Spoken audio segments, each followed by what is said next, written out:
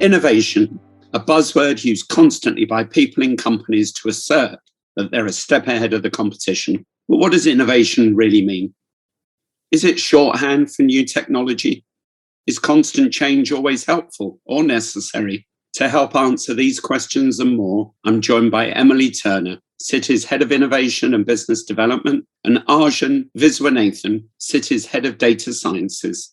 This is Good Things Happen, the podcast that brings bright, informed minds together to explore a particular subject. And if you haven't guessed already, today we're talking innovation. I'm your host, Jorian Murray. I help businesses tell better stories, and I can think of no better people to explore the world of the new than Emily and Arjun. But before we start, let's find out a little bit more about today's guests. Emily, take us back. You're a little girl and you're discussing your future career plans with your parents. Was Wall Street two words that featured in that conversation? A good question, Jorian. So Wall Street definitely were two words that featured in that conversation. I'm the child of two bankers. My parents actually met at business school, and my mom was one of the few women in her class. And so the idea of working in a bank on Wall Street is something that was always familiar in many ways and, has put me in good stead for where I am today. That said, as a little girl, I desperately wanted to be a doctor. And so I pursued sciences and math, and I did internships and research in labs and all the things that I thought would set me up for that. I was fortunate enough to have an internship for a summer while I was at uni at a hospital in New York. And in my first week on the job, I fainted multiple times. And I realized that biologically, I was not well suited to being a doctor. The fainting alongside not liking to touch my colleagues meant that I couldn't end up on the floor with them having to lift me onto a gurney or into a chair on regular occasion. So I rethought my career aspirations, and where Wall Street had always been in the back of my mind, found my way back there, and very proud to be here today. Emily, you're always the outlier. Every other person I've asked as a guest on this have said astronaut or journalist, but true to form, you're always a surprise. Arjun, tell us about your start in life and what did you want to do when you were a little boy? Unfortunately, I wanted to be an astronaut like all other little boys. And my dad was in the Navy, the Indian Navy. I'm from India. And at an early age, I was put into boarding school. And somewhere in the 9 years when I was in that school, I changed my ambitions. And I realized I really loved mathematics. And so I decided to become a mathematician. And the school was amazing. In particular, they had a fabulous series of maths teachers over there. And I think that's why I have this lifelong love of mathematics. So at that time, I didn't even know what Wall Street was. I did a degree in maths. Then I came to Oxford and did a degree in computer science, which is really more math. And there, one of my seniors/mentors worked at Lehman Brothers. And when I was deciding what to do after university, he said, why don't you just come down and do the interview? And at the interview, as it happens, I was very lucky to meet somebody who is my current manager, extremely smart mathematician and very famous in his own right. And at that point of time, I realized that I didn't really want to go into academia or go into theoretical computer science or tech. I'd never really understood the variety and the speed of problems in Wall Street. So I really thought that was a place for me and joined Lehman and haven't looked back. Emily and Arjun, you work together very closely, I know, but you are also people who are the first in your roles at Citi. So Emily, when you were first given the role of head of innovation, you had a blank sheet of paper. Where did you start? First of all, I was extraordinarily grateful and excited about the opportunity. I think it wasn't the first time, and it wasn't the last time at Citi that I've been the first person in a job. That said, extraordinarily excited because at the time, Citi had a very strong practice in venture capital investing. And I was brought in to that team to effectively take some of what we saw in the outside world in startups and some of what we had from great ideas inside the business to create an incubator for new products. And I was sitting, Arj, I can't remember if we were next to each other at that time or maybe just a few feet away, as one of my key collaborators. Finding new ways to add value to our business, to our clients, was all that I wanted to do. And so for me, it was where I was able to make the most exciting and interesting parts of my job, my entire job. Arjun, as Emily said, you already worked together before. Tell us about what your job is now, the head of data sciences. And that was a blank canvas, was it for you? Or was it clearer cut what you were going to be doing? So as head of data sciences for the markets part of Citi, which is part of the investment bank, my mandate really is to use all our data and all our maths to make us better, which primarily means more revenue in a compliant way, but also better ways to service our clients, more optimal use of our resources, and just trying to supercharge our colleagues really with new methods and new tools. Prior to doing this role for all of markets, I actually did it for the rates business within markets in Citi. And when I got that job, it was really a blank canvas then. I ascended to the global markets role when my immediate manager ascended to co-head global markets. So 8 years ago, which is when I first met Emily, I think that's when it was really a blank canvas. The idea of a firm-wide data scientist didn't really exist in financial services back then. It's a little bit like being a doctor, to use Emily's original career choice, a doctor in a city full of people who are all suffering in some way. And you look around and you're like, okay, I can help you. I can give you something for that broken leg or that giant splinter in your eye. And that's what I love about my job. I remember, Arjun, when you joined, and now it seems to not fit at all, but I remember when you joined, a bunch of people described your job using Moneyball and baseball as the analogy, because how your role would fit into Citi, sort of people don't understand. And now it's almost like oxygen, right? If you didn't exist and people like you didn't exist, I don't think we would know how the company would run. And it's just second nature to us using data in a different way to solve problems, being very hypothesis driven, is just how we work. It's not some new thing. Data, technology, and innovation, they're three words that are so overused in business, and they're all a bit abstract for me. I don't know about you, but they get thrown around, and too often, if I'm really honest, people use them just as kind of fillers in sentences. So I'd love to get both of your views, starting with Emily, on what does innovation mean? What does it mean to you in your everyday job? Yeah, great question. So to me, I take a very broad view on what innovation means. Your description there really resonates. It means everything and sort of nothing, and probably different things to different people. For me, innovation is synonymous with change. The real important point, though, or what good innovation looks like in particular, is it's about doing. So innovation isn't just about ideas. It's about how you bring those ideas to life in a way that ultimately the end user, the end beneficiary, the client gets value out of that work. And it could be from, to your point, something on the what side, like a new technology, be it data science, blockchain, something like that, or it could be in how. So it could be just applying new ways of working to how we get it an answer, and then really using essentially a scientific method to test and learn as we go. But none of it matters if you don't actually create something. Anything to add to that, Arjun? I agree completely, of course. I think particularly as we are a financial company and thus driven to a great extent by the bottom line, innovation in a vacuum or innovation for its own sense just doesn't work. If you create something that looks very cool and uses all the new buzzwords but doesn't actually help people or save time or use our resources better, then it's not useful. I think the great thing about being in a numbers-driven business, and I know everybody likes being data-driven, but finance has always been quite numbers-driven, is it's easy to measure. So when you take something and say, this task took 20 people a month to do before, and now it takes one person 5 seconds with this algorithm or technology or this new piece of maths or this old piece of maths, that's very measurable. Or here's a problem that we simply could not solve before. And I'm being deliberately abstract here. I'm not talking about any particular techniques and so on, but something where we literally could not understand how to answer the problem. And now we are getting answers to similar problems 100 times a day. That's very concrete. Of course, it also translates down to, we made this change and now we're making X million more, or using less of resource Y, or people are spending 45 minutes a day less and they can do what they want at that time. I think that it's very key. But yes, it's the execution. Ideas without execution are not useful. You've both talked about problems, you've both talked about execution, but Emily, where does innovation start? Do you have a laboratory where you're all wearing spectacles and you're looking highfalutin and you're solving the world's big problems, or can an idea come from anywhere? To me, ideas certainly don't come from inside walls of a select group of idea people. Ideas come from everywhere.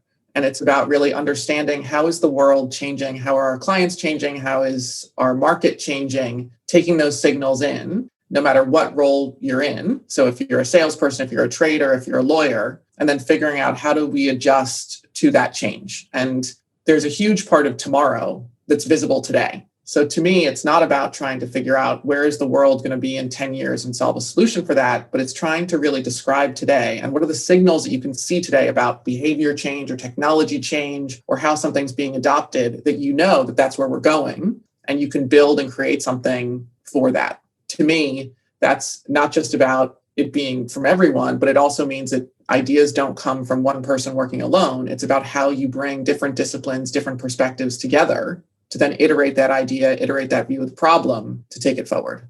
And related to that, Arjun, I remember the first time we met, you greet everybody with a big smile on your face saying, how can I help you today? I mean, it's as simple as that in your head, right? Absolutely. I think to take that thread and tie it back to something that Emily began, I think it's really, really, really important not to have innovation be the exclusive right of some team sitting in a temple somewhere. That's absolutely the wrong way to do it. Similarly, with anything in quote school, like whether it's artificial intelligence or machine learning or data science or innovation and so on, only allowing one small team to do it is ridiculous. Ideally, everybody should effortlessly be able to access the ability to innovate and so on. So concretely, for example, where do the ideas come from? We do have several labs, but we have lots of ideas that come from all parts of the business outside the labs. Emily is extremely approachable despite being extremely senior. So, frequently people just walk into our office and say, how about, or we have a problem, can you help us with X? And Emily has a formidable network. So she's really good at connecting people with other people whom they ordinarily would never have met, but that she has a real knack for finding that magic combination. You're going to get a pay rise this year, Arjun. I like this. But all of this language is typically associated with startups. In London, it's Old Street. In America, it's Silicon Valley. I mean, Citi is, 200,000 plus people. You're all over the world. You've been going for more than 200 years. Are you really telling me that an organization as big and large and established as Citi has this innovation for energy? To me, the way we work and what we do is no different from a startup to in Citi in many ways. And I think what we have at Citi, and for me, I've always sort of questioned myself, am I inside of a big company person who's good at making sort of small changes, or am I work at a small company who wants to work with big companies and be successful there? And certainly from my time at Citi, we are able to make huge change, make huge impact, try things, and have the benefit of existing client relationships, existing teams, existing expertise, a variety of tools, which, as long as you build on them, can actually accelerate your path to market and what you're able to do. And so to me, there's many trade-offs between a big company and a small company, but we can still work in the same way. We certainly bring the same optimism mixed with humility and openness to being wrong. But then we have all of these great resources. And to Arjun's point before, a network of 200,000 colleagues who each has some sort of pearl of wisdom that you can harness in some way. And that's before you even get to the network of clients, of vendors, of portfolio companies who are all pulling in the same direction. Please, either of you answer this question, but is it an advantage having the global network that you have for innovation, or does it hold you back? I think it's a massive advantage because we try really hard, and I think we more often than not get it right, to have all the flexibility of a small innovative company while simultaneously having the massive safety net and the laboratory where you can try out ideas and fail. And fail fast is the term that's massively overused, but it's actually quite hard to fail fast if you're a tiny company. You basically bet the farm on 1, 2, or maybe 3 iterations. And then after that, if you haven't managed to crack the problem, you're done. Whereas at Citi, because you have 200,000 colleagues, 190 countries, many thousands of clients, potentially many hundreds of sub-problem arenas they can play in, you really can try something out. And very quickly, if it's obvious it's not working, there's absolutely no shame in declaring defeat and moving on. In fact, you're encouraged to do that quickly and try the next thing. That is very much my experience at Citi. And as Arjun said, we're encouraged to try things. We're encouraged to be bold, encouraged to be brave. But then if it doesn't work, cut your losses, move on, try something new. And then both for yourself as well as for your colleagues and others, share out that learning of why it didn't work, because chances are it will also help shape someone else's thinking in some other idea. Lovely. I'm going to ask you about what techniques you have to really broaden your approach to innovation. I'm really alluding to the fact that you collaborate with so many people, so many outsiders, so many kind of small startups. So talk to us a bit about that, please. I think it's the holy grail of both startups as well as large companies to be able to work well with each other. Are we where we need to be on either side? No. It's hard for small companies to get into big companies. It's hard for big companies to move in a way and necessarily understand small companies. That said, there's huge progress that's been made, and we work with many small companies, many startups in lots of different ways across Citi. There's three that I think about sort of first and foremost. So one is that, particularly through our commercial bank, we are a bank to startups as they grow and they scale. So as they look, to have suppliers, to have customers in multiple markets, we want to provide them with the banking services that they need to scale their businesses. Two is that we very much, from a product development, from a capability development, want the best solutions for us and for our clients. And we recognize that many, many times those won't be home built. And so we work with startups across geographies, across businesses and functions, really to identify what are the capabilities, what should we be doing, working with others. And so it's, often partnerships or vendor relationships. So that's the second leg, I would say, of, how we work together. The third is that we are a very active corporate venture capital firm where, particularly in that second category, where there's an opportunity to not just work in a traditional, say, vendor relationship, but where we can potentially co-develop a solution, maybe where Citi has a unique need, or we could be their first large customer and help them with product development by leveraging our own customers, or, we have a scale to the problem or expertise. Then we also look to become a strategic investor in ways where together 1 + 1 = 3. And then in some cases, those companies scale as well and need Citi's investment banking or other. So all of these things are very virtuous and come together. Arjun, if any potential partner was listening to this, what would you say to them to encourage them to partner with Citi? What could they get out of it? I think they would get the chance to test out their techniques or product via Citi on a huge array of potential clients. So it's the market network effect. They would also get access to the feedback of very curious, very smart and very honest people within Citi who can help them rapidly pressure test their ideas in a way that's much faster, but also much safer than maybe doing it in the outside world. Those are two things I would say. And it's also quite good fun. I mean, in this era of working through a pandemic and working from home and so on, I think a lot of people have had very polarized experiences. Some people have grown to love their job a lot more, genuinely, and some people have realized that it takes a lot physically and emotionally out of them. So I was actually surprised to find that, well, not surprised, but the pandemic really helped me understand the bits I truly loved about my job, the bits that give me energy. And honestly, I don't think there's anything wrong with that. A job is a big part of your intellectual and other life. And Citi also offered us the opportunity to carefully cut away the bits that we didn't like, which was quite a pleasant surprise. So I would say this to potential partners. If you come and work with Citi, I think we'll really try and optimize the experience for you. Now, there will always be certain bureaucratic procedures and delays of ordering software and hardware and so on and so forth. But over and above the standard guardrails, I think there's a real ethos in Emily's world of optimizing the experience for all concerned, just making sure that people really have fun and they can create something great, but also be really happy doing it. I think it comes back to your point, Arjun, and some of the stuff that you've said, Jorian, before. When I think about the role of dedicated innovation teams, it's not in many cases to come up with the best ideas. It's actually to create enabling tools that makes it safer, easier, more controlled for everyone to innovate. And so when we think about how we work with startups, a lot of what we've been doing over the last 12 or 18 months is making it easier for all of our colleagues in technology and business and functions to work with startups through a variety of tools, through simplifying processes. To me, when I think about sort of how do different innovation teams really add value, it's unleashing the 200,000 colleagues across Citi by making it easier for them to innovate. And then importantly, to what Arj said as well, in ways that really bring joy to the people working on those projects. And so what are the things that people don't enjoy about the innovation process? Let's try to figure out ways to simplify, to remove, to automate those steps and processes for not only us at Citi, but also for our partners on the other side. And so actually, I would turn that sort of what is the role of innovation teams question on its head. It's about helping other people innovate more so than to come up with the next genius idea. I think you both talk very compellingly about the approach to innovation and the kind of culture of innovation. Could you give us some practical examples of when the light bulb metaphorically went on and you changed something instantly?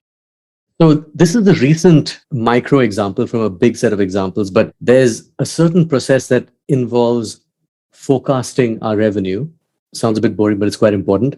And it normally takes a bunch of very hardworking, very overworked colleagues in finance several weeks to do properly.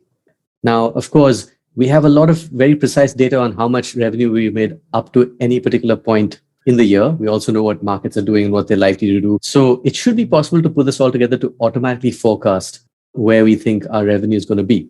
And this problem was brought across our desk just from, again, a relatively junior person in finance, sort of shyly bringing it up and saying, I don't know if you can help us, but our lives are made miserable because. And when we thought about it, we're like, okay, interesting problem. How would you solve it? And the solution was actually quite easy to code up. So nothing very fancy, a very simple automation algorithm. But now something that took, say, 20 colleagues the best part of a month to do can be done in seconds. Overnight, an enormous amount of human drudgery has evaporated, and it's just there now. So people can't imagine a world where this will not exist, if that makes sense. So it's a little bit like moving from outdoor plumbing to indoor toilets. And you're like, wow, what were we thinking? Going to the woods where bears can beat us up. Similar to Arjun's example in a certain way, generally speaking, the people who I find who have the best insights and, say, this isn't working, how might we do it better? Is there, a different way to this? Are the people who are doing the heavy lifting, right? So it's not the manager of the heavy lifters or, someone above that. It's generally the person who's doing the work day in, day out, understands deeply how something works or doesn't, and the frictions. And a number of years ago, I was pulled into a room with a whiteboard. Arjun knows this story very well. And two colleagues in our security services business tried to explain how proxy voting works to me. And at the time, I was extraordinarily unfamiliar with how proxy voting works. And other than, sort of cursory newspaper reads around large proxy fights or something like that. And what I learned very quickly and over time dug into with them is that it's an extraordinarily complex but extraordinarily valuable investor to issuer process that allows investors to have a say in corporate governance and how the companies in which they invest are run and the choices that they make. That said, highly broken. And these two individuals were able on a whiteboard to explain the complexity, but also had a very simple idea of how to fix it. And, at the time, many innovation ideas were sort of throw in AI, throw in blockchain, probably a little too early to say throw in quantum. But their idea was just to totally reimagine the process, totally reimagine the roles and responsibilities, but get a better outcome for issuers, for investors, and for the intermediaries in the chain by just starting with a blank sheet of paper. But it didn't require blockchain and it didn't require these things, but they had a different way of approaching it. Today, this is a standalone company. We divested it from Citi in 2020. They employ over 100 people. One of them is the CEO of the company. The other one's part of the management team. And this is live in over 10 markets and being used by banks, by issuers, by investors around the globe. And they continue to thrive and grow on the back of an idea that came from someone really in the coalface who just thought,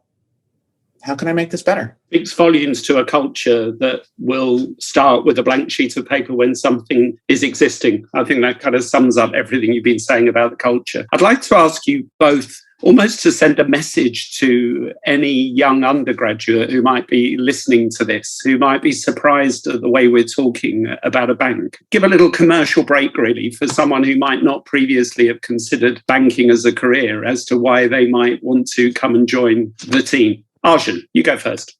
Well, I think I like working for a bank, particularly Citi, because it's the variety and the frequency of problems. So I haven't yet, although I look quite carefully at academia and tech on a regular basis, I haven't really yet found a different place where I can work on 40 or 50 different problems a year and very quickly understand if I have succeeded or failed and be able to move from problem to problem without friction or penalty. I think in academia, you basically bet the farm on exploring some problem deeply for 10 years.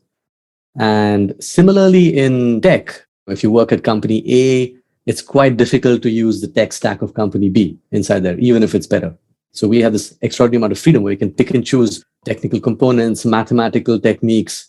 The other good thing about a bank is there's a lot of really good mathematicians in banks. We tend to forget that banking has sort of taken the cream of the quantitative sciences for the last 4 decades. This is not to say that you have to be good at maths or anything, but there's a lot of smart and driven people in banks. That is a massive untapped resource. The last thing is we also have large resources, like we have larger than average compute grids. We have a large IT department with a budget in the several billions of dollars. We have a huge amount of very diverse and very interesting data, if that's what makes you happy. Citi in particular is active in 190 countries, so big breadth of potential problems to solve. So that's the commercial. I think I'd also like to extend a bit of a commercial to people inside Citi. Not every one of our 200,000 colleagues is able to gloriously and seamlessly innovate 24 hours of the day, but why shouldn't we be all able to? So please reach out to Emily or me or the equivalents in your divisions, and we'll see what we can do. Lovely. Thank you very much. Emily, I'd love your answer to this as well. I'd love to throw in also that I hear from young people who've joined Citi that they love the fact that banks actually affect change. It's not theory. It's not lobbying for things like climate change and sustainability. Banks are extraordinary places in terms of affecting real change, aren't they? Yeah. So, I definitely think banks are a place that can affect extraordinary change, particularly at a bank like Citi, which is different from many others. We offer products and services that have to do with the daily life of our clients, be it payments or custody, things that are more infrequent, be it risk management or hedging, as well as the once in a blue moon life events like mergers and acquisitions. And that's true of companies, public sector, a whole variety of things. And we have a role to play in that daily life, those special events of companies around the world, and ultimately help them with their financial services needs to power that change, that growth, that outcome, which is extraordinarily exciting to me. I think the other side of it, too, just going back to some of what Arjun was saying before, and a lot of this predates me, but I see it in Citi's culture, because Citi has been founded on being in many countries. Many of Citi's leaders from years ago were sort of developed as leaders by going from country to country to country. In some ways, like I've got friends in the foreign service who go to a small country to a high-risk country, and you sort of earn your stripes in these different markets, these different environments. And some people at Citi still very much do that and have that sort of multi-country career trajectory. But I think what it's actually instilled in us is that there's huge value in career development and progression by looking at something different. And so particularly for people who might be thinking, I don't want to sign up for one job that looks like an escalator, and once I pick an escalator, I can't get off. This is a great place to come because we're solving so many different problems in so many different places. And the firm puts a huge amount of value on diversity of experience. I often, when I talk to people about their careers, talk to them about, have you proven yourself with a blank sheet of paper? Have you proven yourself as a fixer? Have you proven yourself running with something that works? These are different muscles that you need to train. And Citi really rewards, recognizes, and promotes leaders who have that sort of ambidextrous or those multiple skills. And so if you're looking to build those things out and have that variety, this is a great place to come. Right. So by way of a kind of trailer for our next episode, which is going to be about geopolitics, I like to ask my current guests, because I know how dexterous you all are and you're not just stuck in a silo of innovation, but give us a few thoughts or, maybe as a Venn diagram of geopolitics and innovation. Any thoughts on either questions I should be asking my next guest or observations about changes in the world that you would like to see from a political perspective? Arjun, you go first. Gosh, changes that I would like to see in the world from a political perspective. I think the world's clearly become more polarized in the last half decade or so. I would like to see, looking forward a little bit, maybe 5 to 10 years.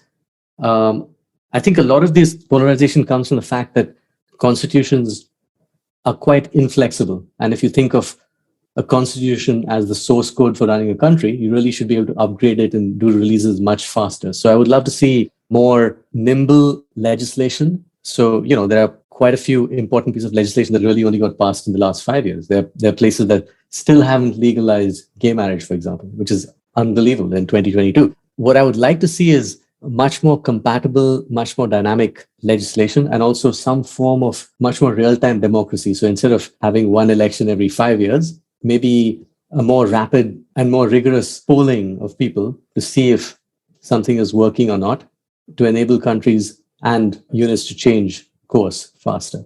And of course, less war, more peace, goodwill to all humans. It was a real hospital pass of a question that I threw you there, but I love the way you squinted your eyes and you looked at it from almost an algorithmic perspective. Emily, any observations about changes in the world that you'd like to see? Gosh, I mean, I don't want to follow that one because it will pale in comparison. I mean, I think just overall, there's a big question on talent. And, we have a workforce now that spans 4 generations. And to Arjun's point, be it at a government level or at a societal level, things aren't necessarily changing as fast as they could or should. And so to me, the geopolitical question is really around harnessing talent in a different way. Today's talent is multi-generational. Sort of how do we make those work together? And how do you create rules, structures, everything else that works across geographies, across boundaries to solve for that?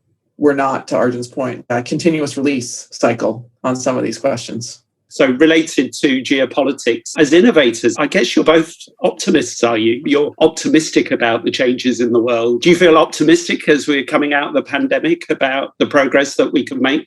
I think by nature, I'm a huge optimist, as is Emily, which is why we get along so well. I'm a techno-evangelist. I passionately believe in the power of technology to make people's lives better. I grew up in India in the 80s. Things have changed utterly since then. So for example, I didn't have an MMR vaccine just because they didn't have them in India where I was growing up, which is, unbelievable. And I really think that the pandemic has progressed medicine. Hopefully, it will progress other things like workers' rights, the flexibility and equity in economy and political systems. There are some bumps along the way, but I do believe in a glorious future for humanity where we don't burn the planet, where we do end up colonizing the solar system and the galaxy beyond in a few hundred years. And I definitely believe that's going to happen. I don't think we're headed for doom. I agree with all of that. Like you said, Arj, I'm a massive optimist. And I think what's been extraordinary for me, at least over the last few years, is it feels like happiness has just taken a much bigger role in what people want and need, particularly in their work life. And so where happiness or joy might have been something where there was like a minimum bar, now it's something that people optimize for, right? So I don't want to do those things, or I want to do those things, or I want to structure my life in this way because this is what ultimately brings me joy. And at least for me personally, the number of career conversations with my own team, with others, where very explicitly we're talking about work joy has exploded. And I love that. And you see the benefit of that, which is that people just approach what they're doing with so much inertia, sort of keeping them going in an amazing way. And it feels like through tragedy, we've unlocked that. And so to me, I think it's a great moment in history and more to come. What an amazing way to finish. Brilliant. Thank you so much, Emily. Thank you so much, Arjun. I've really, really enjoyed this conversation. And I'm sure our listeners will do too. Thank you very much. Thank you. Thank you. The views expressed herein are those of the speakers and do not necessarily reflect the views of Citi Global Markets Inc. or its affiliates. All opinions are subject to change without notice. Neither the information provided nor any opinion expressed constitutes a solicitation for the purchase or sale of any security. The expressions of opinion are not intended to be a forecast of future events or a guarantee of future results.